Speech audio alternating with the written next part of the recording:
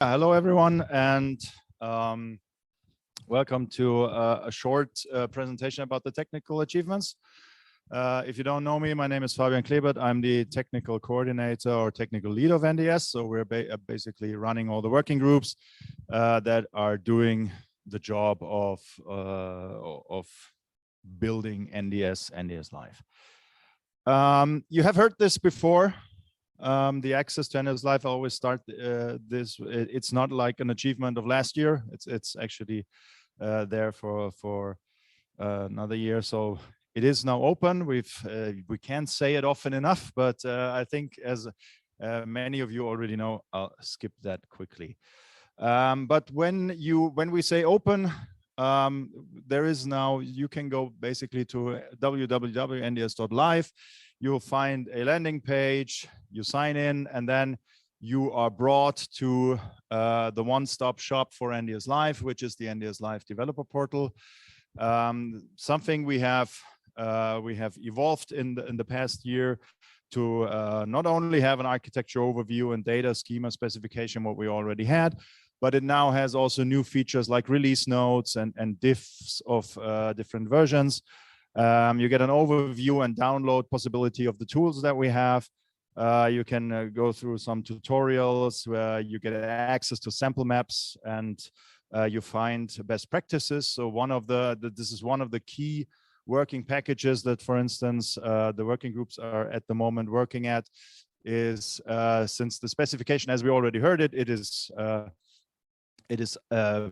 complete up to a certain degree. Okay.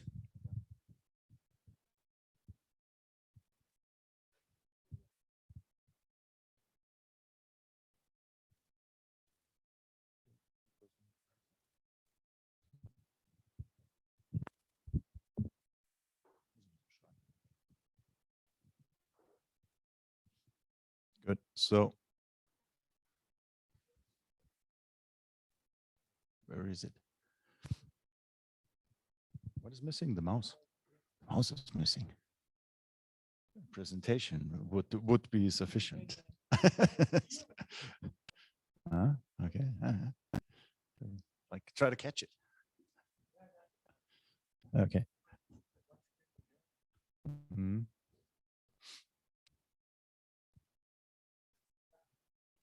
So people online also see it now? Can double check. Yeah. Anyways, I'd simply continue for the ones here. So yeah, there's a disadvantage of not being here. That's right. So yeah, so we see everything. And so where did I leave off? Yeah, best practices being one of the parts that for instance, the working group 3 for HD content is currently working on a lot, basically looking at, so we do have the specification ready for many use cases, but there are always these kind of real world examples where it's not where you're not really sure how to model this in option A or B, and this is what we're still discussing, finding best practices, what the community thinks is actually the right way to model it, and then writing it down, and so that people can work according to best practice or according to what is best practice in NDS. We also have recently within the last year, there's also now the certification documentation available on the dev portal. And so you can also access the test case descriptions, the overall process specification on how certification works now with NDS.Live. We've already seen this one here. So the key message is NDS.Live is product ready. I take with me from the panel discussion that we shouldn't put it in blocks, like if they would look as if they would be mutually exclusive or anything. So basically making one big block now next time. And probably next time you don't see this anymore anyways, because it was simply to show you now we're done. Because if you have followed the last 2 NDS conferences, you may have seen here some progress bars where we didn't yet integrate everything. But now we have, as we already as Martin already said it in the morning session, in a nutshell, we took the last year to finalize the migration for the IVI parts. And when we're looking at the highlights that we did, so we have this iterative process of short sprint cycles of a month or two. And so in last year, we added the search services, HD traffic lights. We then had the traffic layer and 2.5D display layers. The 3D display layers came in, so most of them simply migrating things to the new concepts, of course, getting things self-contained and so on, some changes done. What needs to do, we added geocoding services, something which was not really migrated because there was nothing like that in NDS Classic, so that's a new addition. We added the terrain layers. There's extra lane guidance, kind of a different approach that it was in Classic. We added routing capability for the lane module because this is, for instance, something that we heard recently from just right now from Björn. He said, yeah, the lane information is also valid for other things. It may not only be for HD localization or what the classic use cases are. There are also use cases where you want to do routing or lane-based. So NDS.Live is capable of doing this now. We have finished the complete guidance migration, signposts, junction views, and all of that. We have added, in addition to the 3D layers that we took over from NDS Classic, we have added a GLTF-based 3D layer, so you can basically have a GLTF rendered layer in addition there as well. We migrated the icon templates, added a raster tile service, and just recently, and now you see that they're getting smaller, right? So you see that there's no big feature additions any longer, but this shows that it's more and more getting more and more mature. And so these highlights are not like, okay, we've been adding 3D, we've been migrating this. But in the last release in March, we added some size improvements. We enhanced conditions for trucks. And if you say enhancing condition for trucks is like a highlight already, then you see we're going more and more in this maintenance mode. We have, of course, improved documentation all over these releases. We have added more rules for certification and so on and so forth, just to name some of the things there. To look at the tools that come along. So it's not only that we're working on a specification, we're also working on the combined tooling. LiveLab is the NDS.Live data inspection tool and map viewer in one package. So what did we do in the last year there? We added feature search and filtering in the map viewer. So you can actually open the map viewer and type in something like what you also could do in the database inspector and Classic, where you simply say, I want to highlight all the features that have a speed limit greater than 50, or you can write some kind of queries like, show me where the average speed is higher than the speed limit, something like this, right? And then you find those, okay, this is in the residential zones where there's actually speed limit 30, there's an average speed of 40 or things like that. You may want to argue then with the map supplier, hey, do you really think this is a good idea to put it like this? And so on and so forth. So these kind of inspection capabilities we added there with feature search and filtering. We have just in the last release, which came out yesterday, we added the localization, landmarks, and road surface visualization. It now has also, it is complete. What happened with the text of the second bullet point? Anyhow, so it was about lane attributes, relations, complete relations for roads and lanes. That should actually go up here. And we have support compressed data layers. There's GeoJSON export for lanes. There's no import yet. And for 2023, so for this year, we plan to have a standalone map viewer application so that you don't need to start it together with LiveLab, which is more kind of like a developer-centric tool. So you need to start the map viewer with a kind of a very simplified Python script or something like that.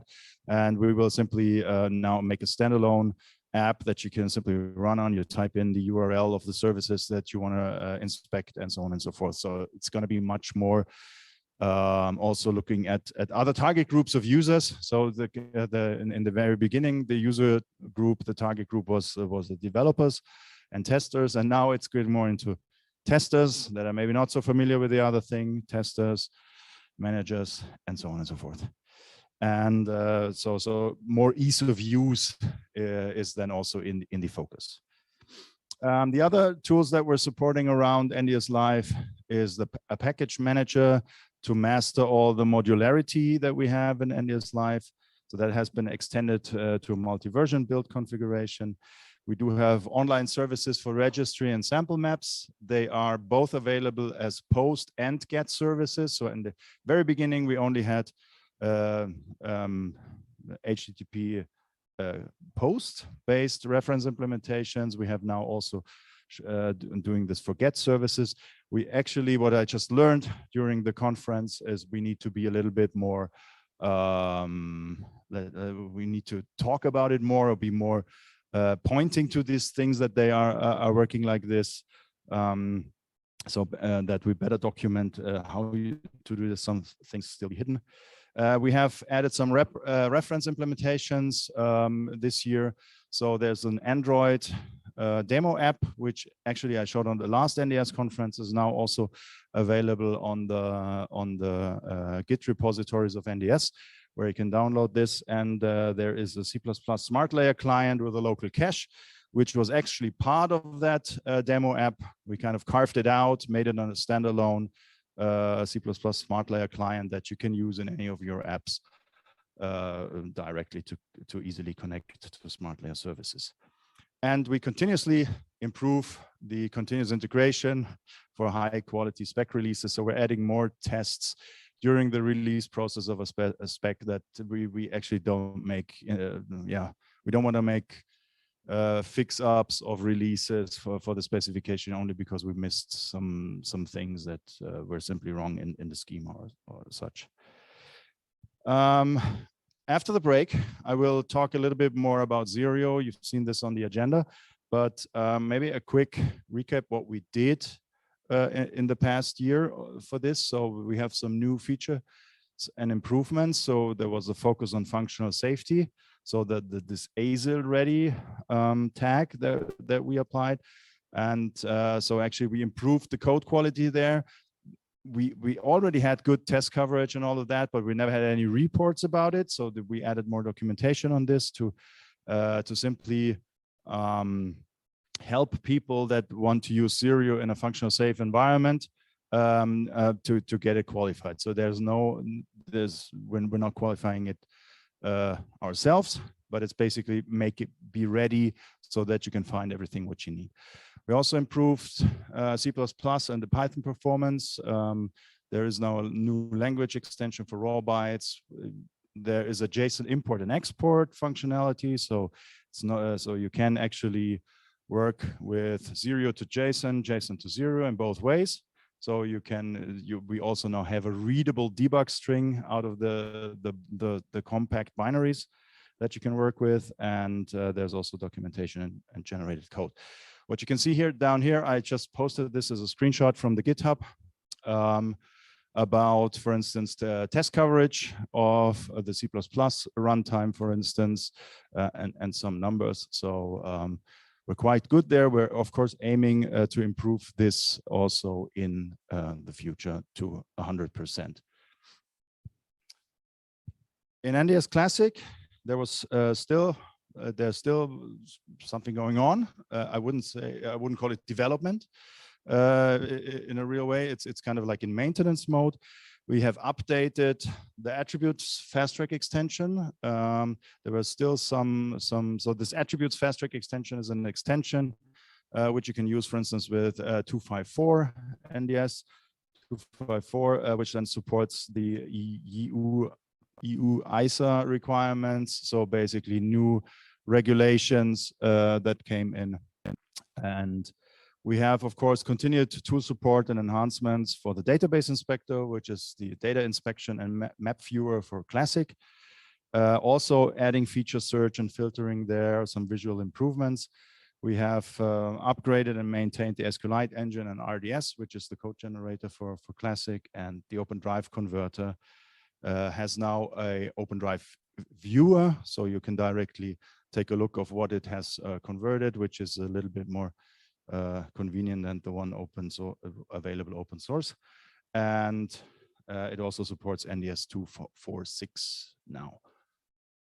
Good. Having said that part was the technical achievements and technical developments.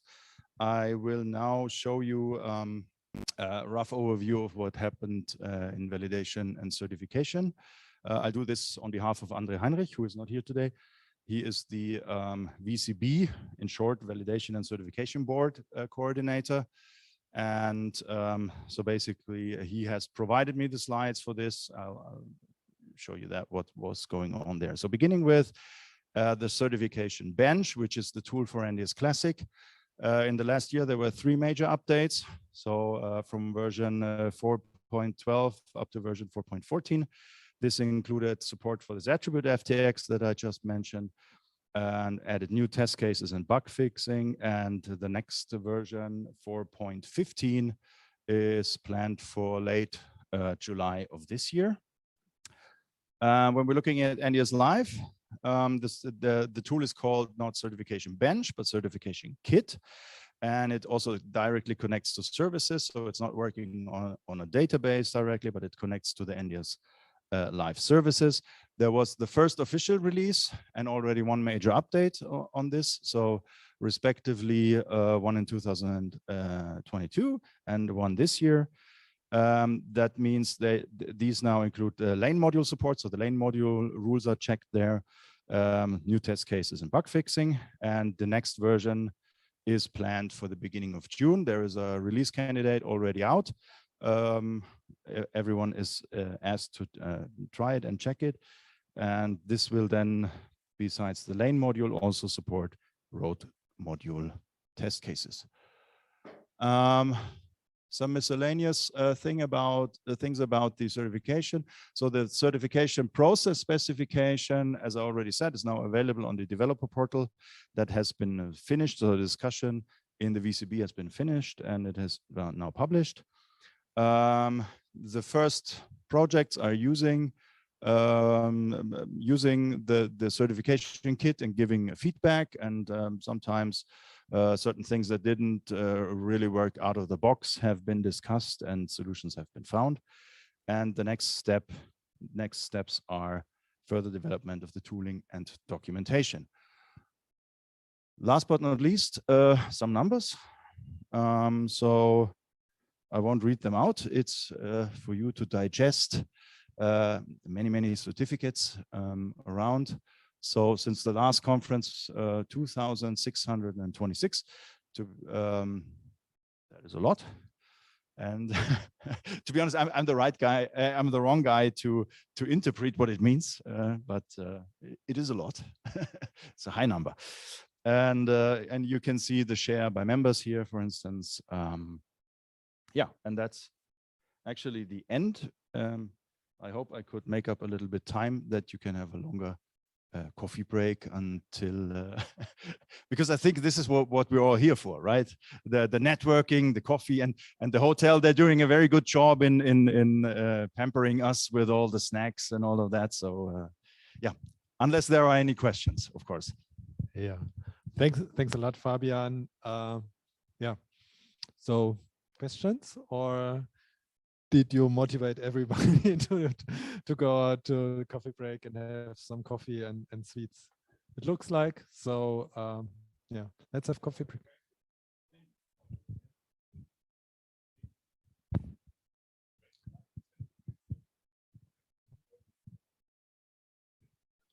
Yeah, that's a good.